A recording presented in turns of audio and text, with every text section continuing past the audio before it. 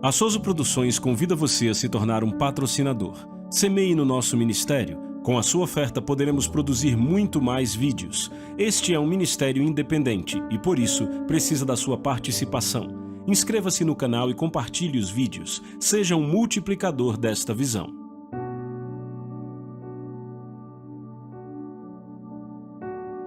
Os versículos usados nos vídeos que traduzimos nem sempre correspondem a versões em português. Muitas vezes precisamos traduzir do original em inglês para fazerem sentido no contexto do vídeo. Eu estou animado com o que vamos experimentar hoje, eu creio, de Deus. Eu creio que Deus preparou um tipo de sanduíche para nós. Na noite passada falamos sobre guerra. Hoje à noite vamos falar sobre guerra. Mas agora de manhã eu quero falar sobre amor. São duas grandes fatias de pão. O gosto é bom, mas não dá para comer puro. Por isso no meio vamos pôr algo bem doce e saboroso. O amor de Deus.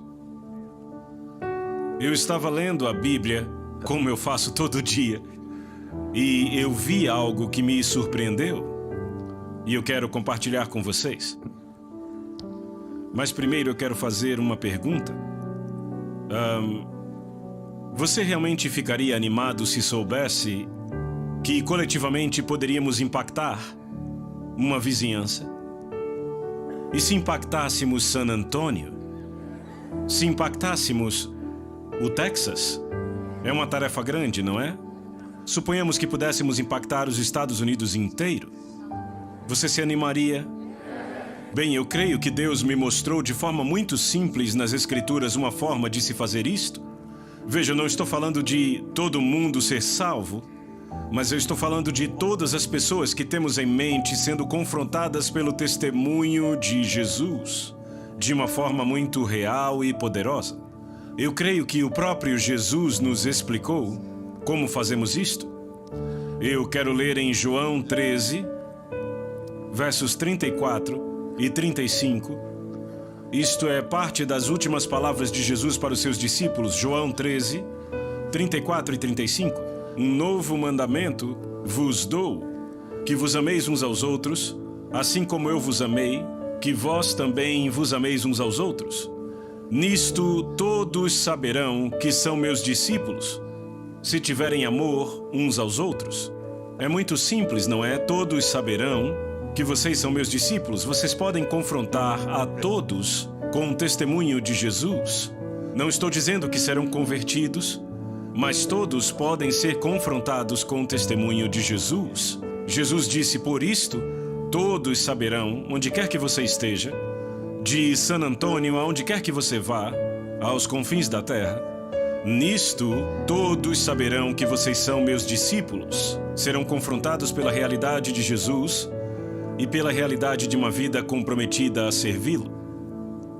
Mas o que é esse nisto, por isto, pelo quê? É que todos saberão. A resposta é tão simples quanto parece ser. Sabe, eu vim do contexto da filosofia para o Senhor Jesus e então para as Escrituras. E uma das coisas que sempre me impressionou, que me impressionou vividamente assim que comecei a estudar a Bíblia, foi a simplicidade. Eu estava acostumado com frases longas e complicadas. Eu já li uma frase de um filósofo que se prolongou por 2 páginas inteiras sem nenhum ponto final. Já imaginou ler uma frase assim? E aí eu cheguei na Bíblia e cheguei em Jesus. É tão simples, tão pé no chão, tão prático. Revolucionou toda a minha forma de pensar. Há um tempo atrás, eu e a Lídia tivemos contato com um princípio conhecido, que talvez muitos conheçam, que é o princípio KISS, que significa beijo em inglês. K-I-S-S. Mantenha simples, seu estúpido. Esse é o meu alvo. Não estou chamando você de estúpido, mas eu gosto de manter simples. Quando fica complicado, eu me assusto. Eu penso o que eu estou fazendo de errado. Então isto aqui é tão simples, mas não digo que é fácil. Jesus disse: nisto todos saberão Todo mundo, em todo lugar, será confrontado pela realidade do fato de que vocês são crentes no Senhor Jesus. Nem todos se converterão, mas todos serão confrontados. Eu creio que temos uma obrigação de confrontar o mundo inteiro com o testemunho de Jesus. Ide por todo o mundo, Jesus disse, e proclamem o Evangelho. Mas eu quero trazer outra coisa também que é bem simples. O amor não é uma escolha, é um mandamento. Jesus não disse: eu estou fazendo uma recomendação, eu estou dando uma sugestão, eu estou dando um mandamento. Amem uns aos outros. Como vamos amar uns aos outros da mesma forma que Jesus nos amou? Ou seja, um amor que não é egoísta, que se entrega, que busca primeiro o bem dos outros. Jesus disse: se vocês tiverem esse tipo de amor, o mundo inteiro vai se sentar para assistir, porque eles não veem isso em lugar nenhum. O que eles veem é egoísmo, autocentrismo, o meu primeiro. Você pode revolucionar uma situação inteira demonstrando o amor de Deus, mas tenha em mente que não é uma opção, não é uma recomendação, não é uma sugestão, é um mandamento, isso mesmo. Então, se não fizermos isto, o que estamos fazendo, com uma palavra bem simples, estamos desobedecendo, isso mesmo. Então temos duas opções. Podemos amar uns aos outros da forma como Jesus nos amou e sermos obedientes, ou fracassar em amar uns aos outros e sermos desobedientes. Mas lembre, isto não é uma sugestão, não é uma recomendação. Jesus disse bem claramente e de forma precisa que é um mandamento, e ele disse que é um novo mandamento. O povo judeu estava acostumado com os 10 mandamentos de Moisés. Em um certo sentido, podemos chamar isso de o 11º mandamento, mas eu creio que ele abrange todos os outros 10 mandamentos. Se fizermos ele, estamos guardando todos os outros. Nisto todos saberão que vocês são meus discípulos, se tiverem amor uns aos outros. O mandamento que eu dou a vocês é que amem uns aos outros, assim como eu amei vocês. E aqui não há escapatória sobre qual tipo de amor. Não é um amor que busca a si mesmo, a autogratificação. É um amor que se entrega. Um amor que entrega a sua vida por aqueles a quem se ama. Isto é muito simples, é muito básico e muito raramente praticado. Se você perguntar à maioria das pessoas na América hoje qual a impressão delas sobre as igrejas cristãs, elas não vão falar muito sobre amor, porque não é assim que o mundo nos vê. Há exceções maravilhosas e gloriosas, mas basicamente eles nos veem como pessoas religiosas, pessoas com várias regras, pessoas que se encontram dentro de prédios estranhos, lugares onde muitos não se sentem atraídos a entrar, porque nunca foram confrontados com um testemunho de verdade. E eu acho que a história prova isto. Eu não sou historiador de jeito nenhum, mas eu sei sim que no Império Romano, que foi um dos mais poderosos e duradouros impérios, um dos mais abrangentes impérios que a história já registrou, o que os incrédulos diziam sobre os cristãos era: veja como esses cristãos amam uns aos outros. Esta era a impressão deles. Será que nós damos ao povo de San Antônio, ou do Texas, ou de qualquer lugar? Será que é essa a impressão que eles têm sobre nós? Vejam como estas pessoas amam umas às outras. E no final das contas, no período de 3 séculos, o império mais poderoso da Terra naquela época acabou se entregando ao clamor de Jesus. Um carpinteiro judeu que pereceu sob o domínio do império. O que foi que os mudou? A forma como Jesus disse que seriam mudados. Nisto todos saberão que vocês são meus discípulos, se tiverem amor uns pelos outros. Eu quero que você medite nisso por um momento. Não é algo fora do nosso alcance, não é algo impossível, é algo que podemos fazer. Se não fizermos, com a ajuda de Deus, não é porque não conseguimos, é porque estamos falhando. Isto se tornou tão vívido para mim. Eu venho pregando o Evangelho por quase 60 anos. Já viajei para mais de 50 nações. Meus livros estão em mais de 50 línguas. Mas será que eu estou mesmo fazendo a tarefa? Eu e você juntos estamos fazendo a tarefa? Será que estamos confrontando o mundo com este testemunho? Será que o mundo, será que a América diz hoje sobre nós o mesmo que se dizia dos crentes do primeiro século? Vejam como estes cristãos amam uns aos outros. Eles não conseguiam explicar nem entender. Pessoas de vários contextos, de várias criações, vários níveis sociais diferentes, alguns eram escravos, outros pessoas importantes no império. Mas eles amavam uns aos outros. E eles impactaram todo o mundo romano. Isto pode ser feito. Jesus nunca deixou dúvida sobre isso. Ele disse: nisto todos saberão que vocês são meus discípulos, se tiverem amor uns aos outros. Agora eu quero falar um pouco mais sobre amor. Esse tipo de amor do qual eu estou falando, de fato, não é uma emoção. As pessoas são muito inclinadas a se animarem por causa de emoções. E, particularmente em nossa cultura contemporânea, tem muita coisa dependendo da emoção das pessoas. Mas o amor do qual a Bíblia fala no povo de Deus não é uma emoção, é uma decisão. Eu quero que você abra no Salmo 18, versículo 1. São palavras de Davi. Eu te amarei, ó Senhor, força minha. Não é uma emoção, é uma decisão. Salmo 18, verso 1. Eu te amarei, ó Senhor, força minha. Davi tomou uma decisão. Além disso, a palavra para amor aí não é a palavra hebraica comum. É uma palavra que está diretamente conectada com o útero ou com as entranhas. Em outras palavras, podemos dizer que é uma intuição.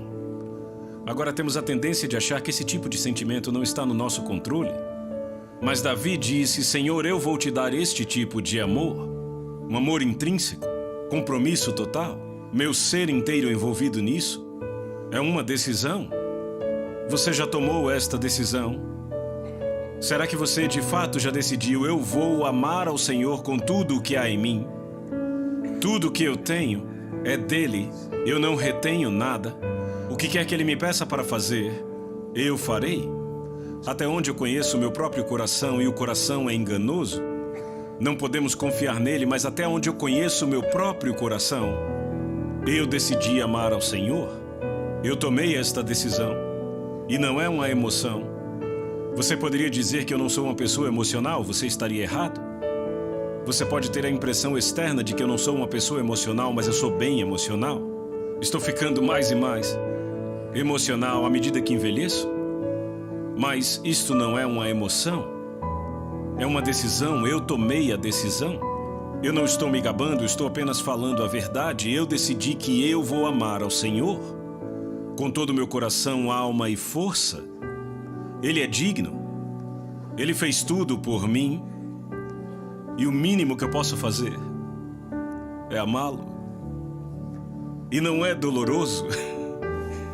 Pode custar bastante, às vezes, mas definitivamente não é doloroso. Então lembrem-se que o amor é uma decisão, esse tipo de amor, e é uma intuição. É muito mais profundo do que emoções superficiais e palavras doces. É uma decisão. Então Davi tomou uma decisão pessoal, uma decisão individual. Eu vou te amar. Mas em 1 João capítulo 4, somos confrontados por uma decisão coletiva. E isto nos faz avançar ainda mais. 1 João capítulo 4, versos 7 e 8. Sabe, eu já contei em 1 João capítulo 4, entre o versículo 7 e o versículo 21, a palavra amor, seja em forma de substantivo ou verbo, ocorre 29 vezes, em pouco menos que 20 versos. Claramente Deus quer enfatizar o amor, não é verdade? Sabe, é quase impossível imaginar um autor usando a mesma palavra 29 vezes em pouco menos que 20 versos. Deus certamente está nos dizendo algo. E então eu quero também apontar aqui que o tipo de amor do qual João está falando também é uma decisão, mas é uma decisão coletiva. Eu quero ler isto aqui. Amados, verso 7. Amados, amemo-nos uns aos outros, porque o amor é de Deus, e qualquer um que ama é nascido de Deus e conhece a Deus. Aquele que não ama não conhece a Deus, pois Deus é amor. Vê, é uma decisão coletiva. Amemo-nos uns aos outros. Como seria se todas as pessoas nessa maravilhosa congregação tomassem uma decisão coletiva? Vamos amar uns aos outros, pois o amor é de Deus. E então, uma das declarações mais impressionantes na Bíblia, tão simples quanto poderia ser, diz que todo aquele que ama é nascido de Deus. É muito simples, mas pense nas implicações. Significa que existe um tipo de amor que só pode vir quando se nasce de novo. Se você encontrar este tipo de amor em alguém, você sabe que aquela pessoa nasceu de novo. Também significa que se você não tem esse tipo de amor, é questionável se você nasceu de novo. Veja, podemos fazer disto uma questão doutrinária, explicar a salvação, os passos, e eu já fiz isso mais vezes do que posso contar. Mas este não é o teste final. O teste final não diz respeito à doutrina. É o amor. Todo aquele que ama é nascido de Deus. Você não pode ter este tipo de amor, a não ser que seja nascido de Deus. Mas se você é nascido de Deus, a evidência deve ser este tipo de amor. Vamos dizer isto juntos. Eu falo primeiro e você repete. Todo aquele que ama é nascido de Deus. Todo aquele que ama é nascido de Deus. Diga de novo. Todo aquele que ama é nascido de Deus. Agora diga à pessoa que está do seu lado. Maravilhoso. Então, esta é uma decisão coletiva. Eu vou só abrir em outra passagem para confirmar o que eu estou dizendo. 1 Pedro, capítulo 2, versos 22 e 23. 1 Pedro 1, 22 e 23. Tendo purificado a vossa alma e obedecido à verdade pelo Espírito. Como você purifica a sua alma? Conhecendo a verdade? Não. Obedecendo a verdade. Você quer ser puro? Obedeça a verdade. Consistentemente, continuamente, obedeça a verdade. Tendo purificado a vossa alma. Quantos aqui concordam que a nossa alma precisa ser purificada?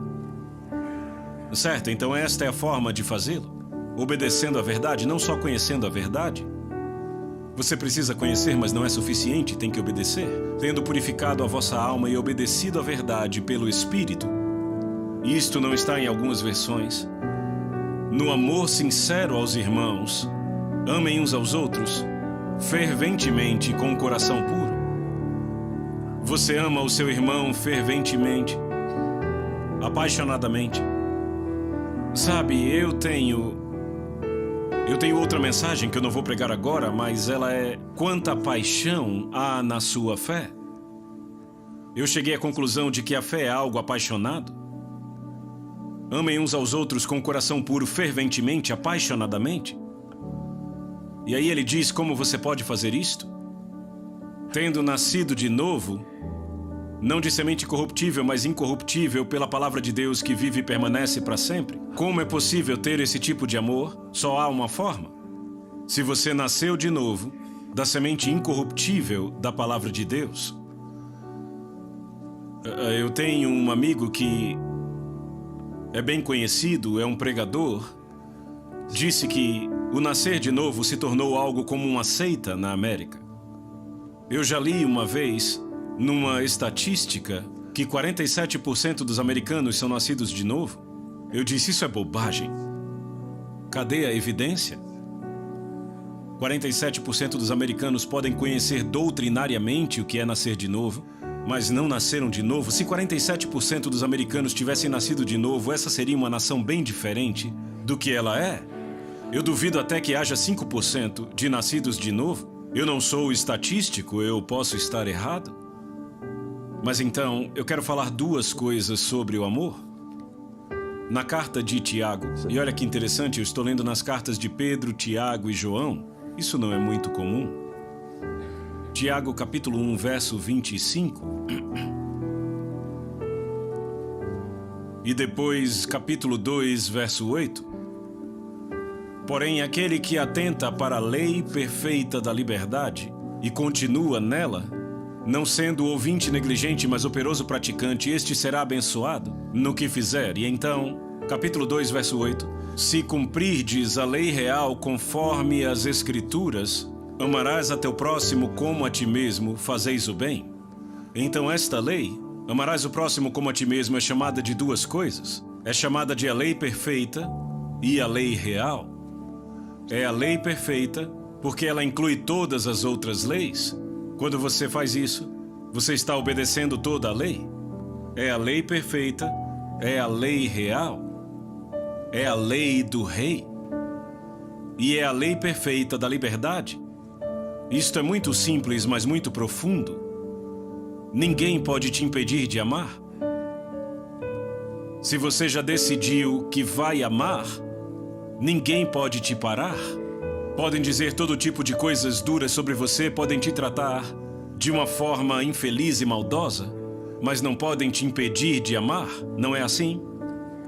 Então é a lei perfeita da liberdade. Além disso, é a lei perfeita porque contém todas as outras leis. Quando você realmente ama o seu próximo, ferventemente de coração puro, você guarda todos os outros mandamentos. Você entende? É a perfeita lei da liberdade. Em outras palavras, quem é totalmente livre? A pessoa que ama. Ninguém pode te parar. O perfeito exemplo disso é Jesus. Fizeram tudo com ele.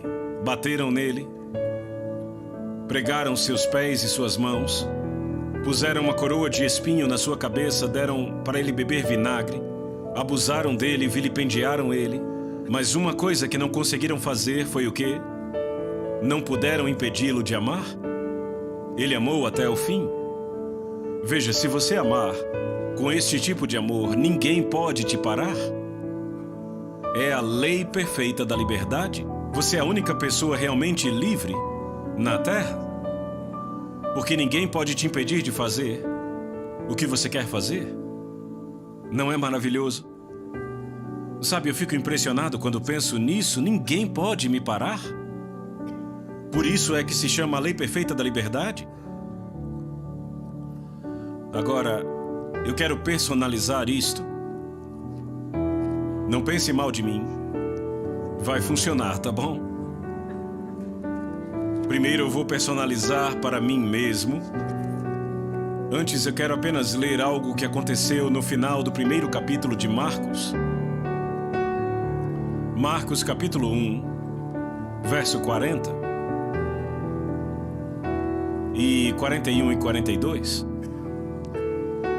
Aproximou-se dele um leproso, ou seja, de Jesus, rogando-lhe, ajoelhando-se diante dele, dizendo-lhe, se você quiser, você pode me purificar?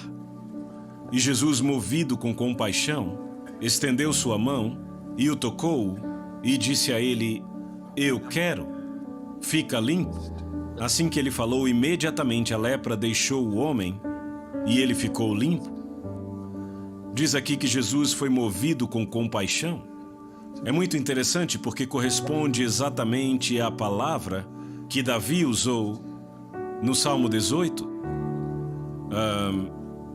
Como eu já disse aqui, é um sentimento intrínseco. Refere-se às entranhas. As primeiras versões da King James trazem a expressão as entranhas da compaixão. E aí onde estão nossos mais profundos sentimentos, não estão no coração. Nesse coração físico aqui, é aí onde tudo começa, é a fonte de tudo. E a palavra usada nesse versículo diz que Jesus, as suas entranhas foram movidas. Eu lembro quando a minha primeira esposa estava escrevendo seu livro. Ela estava falando com as pessoas que estavam editando o livro e ela disse algo sobre eu fui movida em minhas entranhas. E aí disseram a ela que aquela expressão não se referia exatamente ao que ela queria dizer.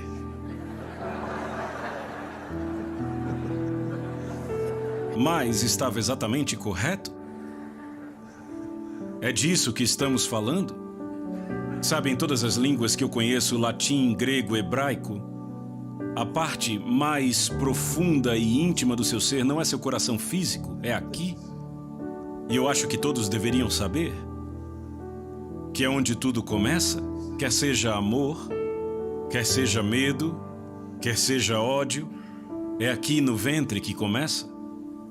No original diz Jesus em suas entranhas, e aí dizemos que ele foi movido por este homem. A palavra compaixão, na verdade, nem está lá no grego. E quando eu li isso, eu me fiz uma pergunta bem pessoal. Pelo que eu sou movido? O que me move? O que impulsiona minhas ações? Será que eu sou de fato movido de compaixão? Ou eu sou movido por ambição pessoal? Uma busca minha? Um desejo de fazer do meu jeito? Deixa eu ler algo para vocês em Filipenses capítulo 2. Pode parecer que eu estou enfatizando demais isto, mas eu de fato cheguei à conclusão que o grande e único problema na igreja hoje é a ambição pessoal por parte dos ministros, e eu não estou me eximindo disso. Em Filipenses capítulo 2, começando do verso 1, Paulo diz: portanto, se há alguma consolação em Cristo, se algum conforto de amor, se alguma comunhão no Espírito, se alguns entranháveis afetos de misericórdia, palavras muito poderosas, não são sentimentos superficiais, eles vão bem fundo. Completai a minha alegria, tendo pensamento semelhante, tendo o mesmo amor, estando de acordo com uma só mente, que nada seja feito por ambição egoísta ou por vanglória, mas por humildade de espírito, cada um considere os outros melhores do que a si mesmo. Eu não sei se você vai me acusar de estar enfatizando demais isto, mas eu vejo ambição pessoal demais na igreja, para ser honesto. E eu já conheci vários ministérios maravilhosos, mas a maior parte da força propulsora nas igrejas, nos dias de hoje, que eu vejo é a ambição. É ter uma igreja maior, fazer um culto maior, ter mais nomes na minha lista, é me tornar conhecido, é fazer com que as pessoas se interessem por mim. Talvez eu esteja sendo cético aqui, mas é isto que eu vejo como uma das forças propulsoras principais no cristianismo hoje. E Paulo disse: desconsidere isto. Isso não deve ter lugar. Que nada seja feito por ambição pessoal. Pelo que devemos ser movidos? Qual a resposta? Isso mesmo, amor ou compaixão. Então eu vou perguntar a você. Muitos aqui estão envolvidos em afazeres para o Senhor, e você deveria estar mesmo. Mas pelo que você é movido? O que é que te motiva? O que te faz fazer as coisas que você faz? Falar as palavras que você fala? Se relacionar com as pessoas como você faz? Amados, amemo-nos uns aos outros, pois o amor é de Deus, e todo aquele que ama é nascido de Deus e conhece a Deus. Será que é isso mesmo que está motivando a nós? Será que é o amor de Deus? Será que é compaixão? Às vezes eu falo sobre algo que Deus me impele e me capacita para falar, porque é muito difícil de falar. É bem doloroso. Mas depois que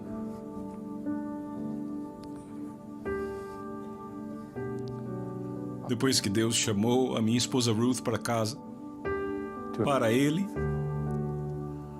eu entrei num tempo de luto profundo.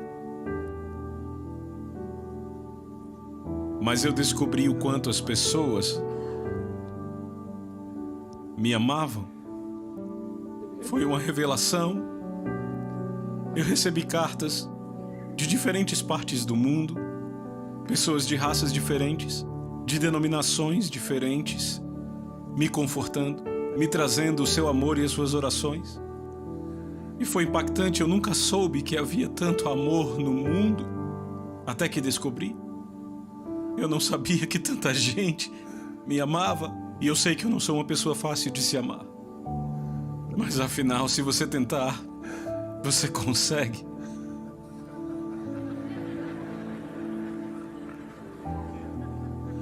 Mas eu recebi uma carta de uma senhora que eu nem lembro o nome dela. E ela me levou para o Salmo 84, verso 6. Diz no verso 5, como são felizes os que em ti encontram sua força, e os que são peregrinos de coração, ou seja, não têm residência permanente neste mundo, estão numa peregrinação de um mundo para o outro. E então ele fala sobre estas pessoas, e foi esse o versículo que a senhora me enviou. Ao passarem pelo vale de Baca, fazem dele uma fonte. As chuvas de outono também o enchem de cisternas. Bem, você precisa saber que Baca é a palavra hebraica para choro. Não dá para entender este salmo se você não souber disso. Então, ao passarem pelo vale de Baca, fazem dele uma fonte. O que ela estava me dizendo era o seguinte: talvez você tenha que passar pelo vale do choro, mas você não precisa ficar lá. E aquilo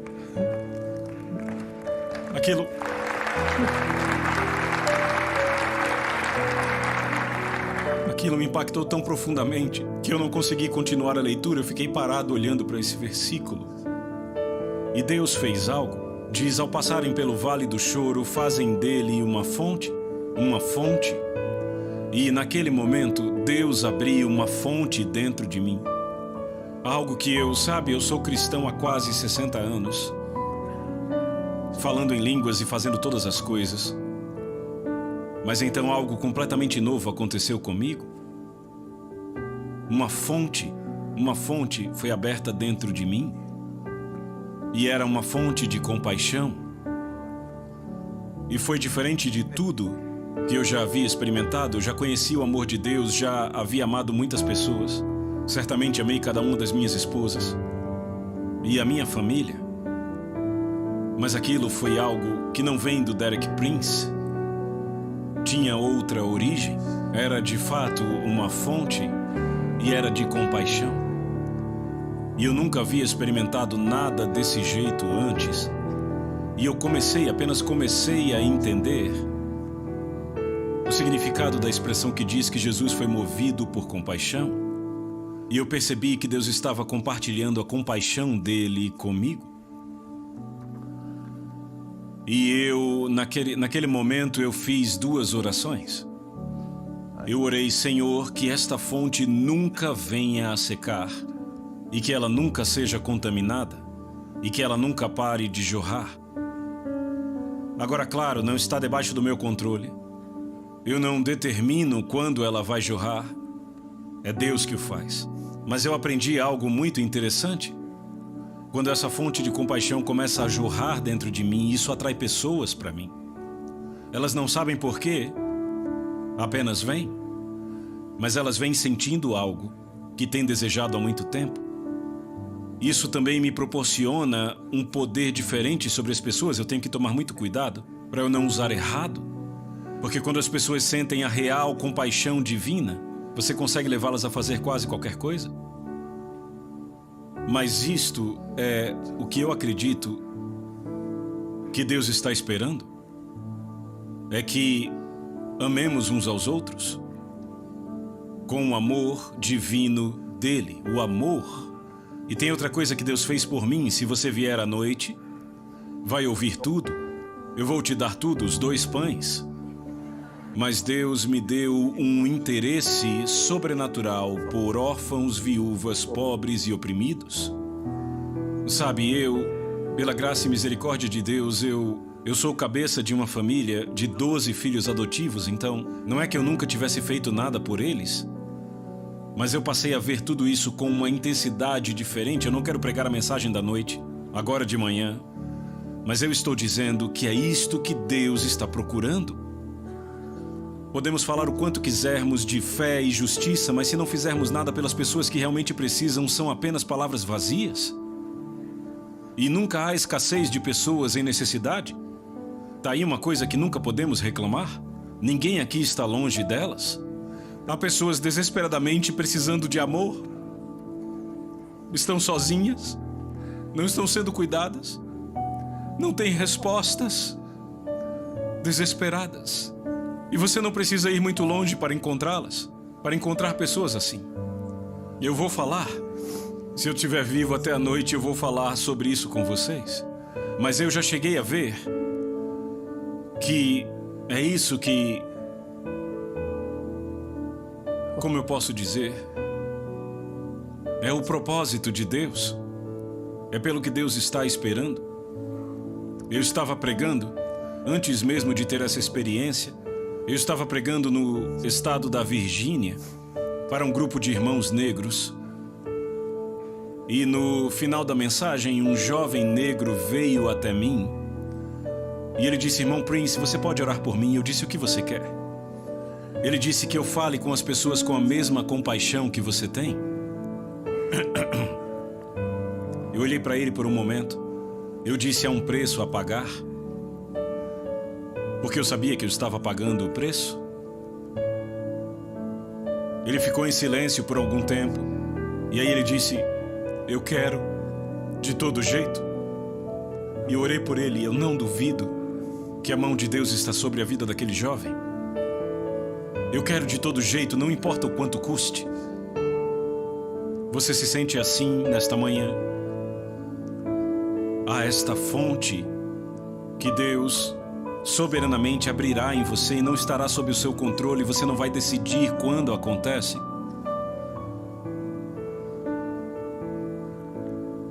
Sabe, há certas coisas que não vêm sem sofrimento. Sabe, eu sempre fiquei maravilhado com a oração de Paulo em Filipenses capítulo 3 para que eu pudesse conhecer a Jesus. É maravilhosa, todos conhecemos, e o poder da sua ressurreição. Mas ele não para aí, ele continua dizendo: e a comunhão dos seus sofrimentos? E muitas vezes eu disse ao Senhor, Senhor, eu não consigo entender o que isto aqui significa. Será que eu realmente tenho que conhecer a comunhão dos seus sofrimentos? Eu sou uma pessoa honesta, eu acho que este é um dos benefícios básicos que Deus compartilha comigo. Eu sou honesto comigo mesmo, sou honesto com outros. Eu disse, muitas vezes eu disse, eu não tenho certeza se eu posso dizer que eu quero conhecer a comunhão dos seus sofrimentos. E o Senhor foi muito paciente comigo, não me pressionou. Mas sabe, eu cheguei a ver que algumas coisas apenas vêm pelo sofrimento. O sofrimento faz algo que nada mais vai fazer. Ele prepara o solo para esta fonte. E aí eu lembro quando eu estava no serviço militar no exército, eu servi no corpo médico do Exército Real Britânico. Eu devia procurar por pessoas machucadas e doentes, mas na verdade eu era muito útil em outras funções e eles nunca me deram aquele emprego. Mas enfim, eu acabei aprendendo pela minha associação com os soldados britânicos que pessoas que passam por uma situação de perigo real e iminente juntas, sob fogo cruzado, nas trincheiras, qualquer coisa assim, elas acabam se ligando de uma forma que outras pessoas não conseguem. Elas podem ser muito diferentes em sua personalidade, no nível social e muitas outras coisas, mas tendo passado por aquilo juntas, há uma ligação entre elas. E eu penso que Jesus quer estar ligado a nós. E quando passamos por coisas juntamente com Ele, temos uma ligação com Ele, que não pode ser quebrada. Então eu não estou dizendo que o sofrimento é bem-vindo, mas eu estou preparado para ele. Eu não fico buscando, não acho que Deus envia isto, mas eu percebo que há certas coisas que Deus não pode fazer em mim sem que eu esteja em sofrimento. Então eu passei pelo vale de Baca e Deus abriu a fonte. Eu não estou mais lá no vale. Se eu choro hoje não é mais de lamento, é de compaixão por pessoas. E quanto a você? Você gostaria de assumir um compromisso? É um compromisso bíblico. Você não precisa fazer. Você pode ficar tranquilo se não fizer, mas vai perder algo na terra? Será que você pode dizer, nas palavras de Paulo, que eu possa conhecê-lo e o poder da sua ressurreição e a comunhão dos seus sofrimentos? Então, sabe, eu percebo que tem coisas que vêm dessa forma, que não podem vir de outra forma. Eu disse por tantos anos, Deus é um Deus que revela a si mesmo. Ele ama se revelar, ama compartilhar de si mesmo. Mas mais tarde eu acabei percebendo, pelo que eu passei, que Deus tem um desejo mais profundo do que este. Ele quer que nós entendamos como Ele entende, que partilhemos das experiências dele com Ele. E quando você passar pelo vale, você vai compartilhar algo muito precioso, muito maravilhoso. Você estará mais perto do Senhor do que jamais esteve. E é isso que Deus deseja. Deus não quer para nós o sofrimento, mas Ele está interessado em partilhar os sofrimentos dele conosco. Eu não estou falando dos sofrimentos de Jesus na cruz. Você precisava desses, mas apenas Ele poderia fazer. Mas eu estou falando dos sofrimentos de Jesus pela igreja. Você não acha que Jesus às vezes se entristece pela forma como a igreja age e se comporta? Como às vezes somos críticos, como acusamos e apontamos. E creia, ninguém conseguia fazer isso de forma mais eficiente que eu. Mas não é isso que Deus está esperando. O que Ele pergunta é: você quer tomar parte do meu interesse profundo pela minha noiva? Por aquela que eu amo tanto? Eu posso compartilhar alguns dos meus sofrimentos com você? É aí de fato que você entra em águas profundas. É neste ponto. Eu nunca fui uma pessoa superficial. Eu estou cansado da superficialidade, cansado de uma religião vazia, cansado de confissões vazias. Ficamos sempre querendo receber algo de Deus, mas nunca de fato esperamos cumprir o que Ele deseja. Eu de fato creio que o Senhor me enviou aqui, neste tempo, para confrontar vocês com uma decisão. Será que eu vou expressar esta decisão? Senhor, não importa o que custe, abra esta fonte em mim. Eu não quero ser superficial. Eu não quero ser apenas um frequentador de igreja. Senhor, eu quero levar alegria ao seu coração. Eu quero que você se satisfaça comigo, não com o que eu faço, mas comigo. Eu quero ter comunhão com você em lugares mais profundos. Tem outra coisa interessante no versículo que lemos, no Salmo 84. Diz assim: ao passarem pelo vale de Baca, fazem dele uma fonte. As chuvas de outono também o enchem de cisternas. A palavra chuva aí também é usada para a chuva temporã do Espírito Santo. E eu creio que é aí onde a chuva temporã cai. E é interessante porque diz que enche de cisternas, ou seja, não cobre todo o lugar, só enche os lugares baixos. E eu observei isso também. Quando o Espírito de Deus se move, são os humildes que são abençoados. Aqueles que não têm ambição, que não têm orgulho, que não têm justiça própria. Senhor, aqui estou eu sou uma cisterna, encha-me. Bem, como é que a gente encerra? Eu creio que você foi abençoado com esta mensagem de amor. A Soso Produções convida você a se tornar um patrocinador. Semeie no nosso ministério. Com a sua oferta poderemos produzir muito mais vídeos. Este é um ministério independente e, por isso, precisa da sua participação. Inscreva-se no canal e compartilhe os vídeos. Seja um multiplicador desta visão.